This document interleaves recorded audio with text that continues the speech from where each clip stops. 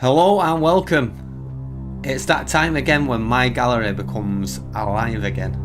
Finally, the MLS is here.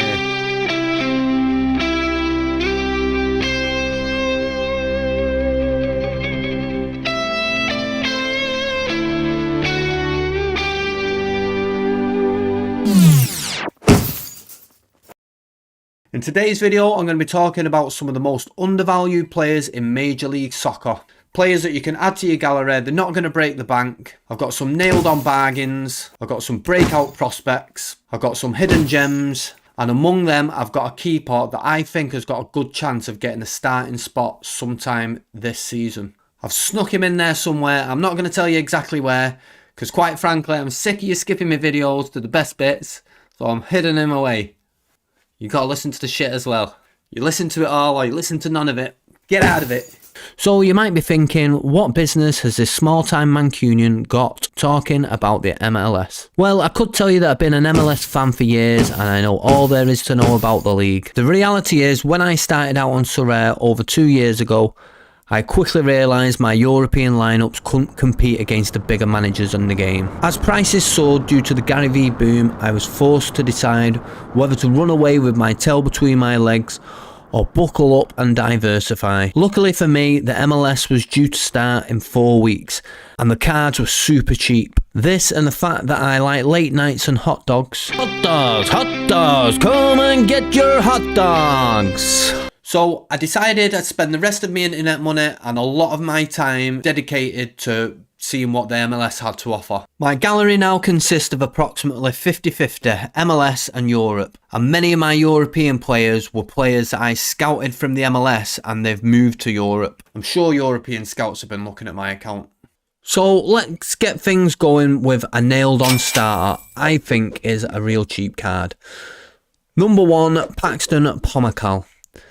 FC Dallas, central midfielder. He played 35 games last season, 31 starts and 2 playoff matches.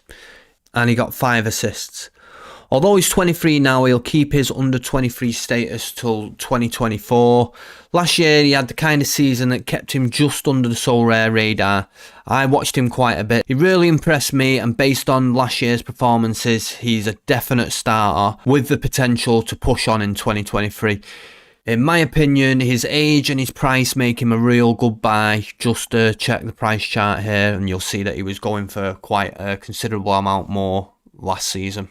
Number 2, a fan favourite and one of my favourite players to watch, Henry Kessler, New England Revolution. He's a 24 central defender. I'm a Revs fan and I honestly wasn't going to put Kessler in this list, but when I saw his price I couldn't not put him in. Kessler is a proper grafter and a points monster on Sorare. He isn't the most majestic player, but he wears his heart on his sleeves, making him a great player to watch. A couple of niggling injuries last season caused him to have erratic SO5 scored, but he finished really strong towards the end. In my opinion, the Revs will depend on him more this season, with Romney and Farrell taking stints next to him. When it comes to a 90-minute defender, Kessler at that price I really think is good value. His age as well, really good buy that one I think. Number 3, Jack Meyer from Nashville, centre back. Another 23-year-old who will remain under 23 eligible until 2024. Now I mentioned Dave Romney in the last pick. Romney has moved to New England Revolution. I think Jack has the experience to take on his role there at Nashville, and I've no doubts in my mind he's another nailed on starter. You could see him growing in confidence last season, playing alongside Lovitz, and I think we're set to see more in 2023 for Jack. I can actually see his price rising already as the season starts, because I think he's a nailed on starter. Number 4, I wanted to add a value MLS forward in this, and I think the next player is just that. Sebastian Ferreira from Houston, forward, a solid starter last season. In my opinion, another one who slipped under the net in terms of pricing. I'm not going to tell you he's the best forward in the league, he's not, but he's more than capable on his day, and the price won't break the bank. He ticks the box for value. He scored 13 goals, 3 assists last season, and I expect to see similar, if not more, this season. Number 5, Aidan Morris, Columbus Crew. He's only 21, he's got bags of potential. Defensively, I'll give him top marks.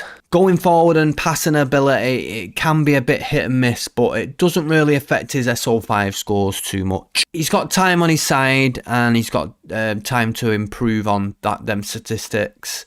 I think Morris has a bright future ahead of him, and I think he's a good pick for this season. Number 6, another New England Revolution player, Brandon Bye. He plays on the right wing back. He had an amazing season last year despite a poor showing from the Revs as a team. I don't see anything changing this season. I am shocked again at the price of this player. 2 goals and 7 assists last season. And he's one of them rare wing backs on Sorare that don't always need a decisive to score well. I can only think it's down to the lack of team results putting people off. But I'm confident and maybe a little bit hopeful that the Revs can do better this year, and I see Bye as an integral part of that. Number 7, okay, this one is the keeper that I promised.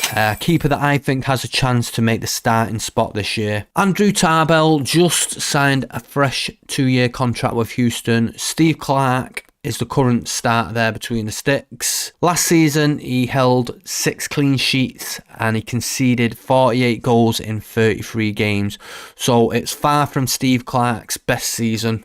I mean, I like Steve Clark and I do have him. But going off the stats, I don't know if he's going to make it through the whole season. His backup at the moment is Michael Nelson. He made 2 appearances last season and conceded 8 goals. So again, not the best stats. This leads me to think that Tarbell isn't there just to make up the numbers, and I think that there's a chance that he's going to get the top spot. So I'm going to kill 2 birds with 1 stone here. People have been asking me what is the best budget buy for a keeper in the MLS, and the answer to your question is Steve Clark. But I would buy Tarbell as a backup. Now stop pestering me, I don't want to hear any more about it. That's it, that's my final answer.